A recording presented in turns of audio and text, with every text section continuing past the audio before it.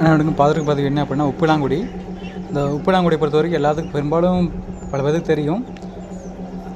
இந்த உப்பிலாங்குடியை பொறுத்த வரைக்கும் நம்ம பச்சையாக எடுத்து நம்ம கஷாயம் போட்டு கொடுத்தாலும் சரி, இல்லை காய வச்சு பொடி பண்ணி உள்ளே சாப்பிட்டாலும் சரி, ரத்தத்துலேயே சிறுநீர் சம்மந்தப்பட்ட எல்லா பிரச்சனையிலையும் யூரியா கிரியேட்டின் உப்பு சத்துக்கள் குறைபாடு ரத்தத்தில் அதிகப்படியான இருக்கிற உப்பு, தேவையில்லாத சர்க்கரை, உப்பு சர்க்கரை ரெண்டுமே தேவையில்லாத அளவு உப்புக்களை பூரா வெளியேற்றி உடம்பை சுத்தம் பண்ணி ரத்தத்தை சுத்தம் பண்ணக்கூடிய முக்கியமான மருந்து.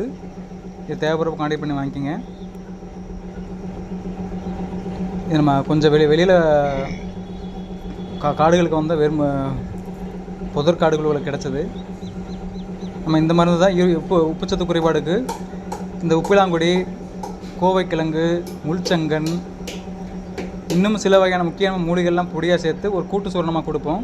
அதை ஒரு மண்டலம் நம்ம சாப்பிட்றோம் அப்படின்னா உப்பு நம்ம உடம்புல எவ்வளோ சத்து உப்பு இருந்தாலும் சரி, சிறுநீரை கல் இருந்தாலும் சரி, பித்தப்பை கல் இருந்தாலும் சரி, சிறுநீரை கல் பித்தப்பை கல்லும் யூரியா கிரியேட்டின் எவ்வளோ அளவு இருந்தாலும் அத்தனையும் சரி பண்ணிடும். இது முக்கியமான மருந்து.